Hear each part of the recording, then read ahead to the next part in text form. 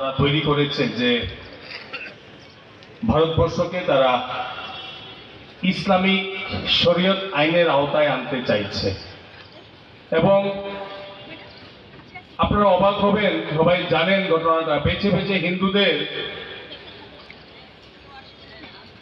আলাদা করে তাদেরকে পয়েন্ট ব্ল্যাক রেঞ্জ থেকে হত্যা করা হয়েছে। সেই 26 জন শহীদ হিন্দুদের আজকে আমরা শ্রদ্ধাঞ্জলি জ্ঞাপন করছি।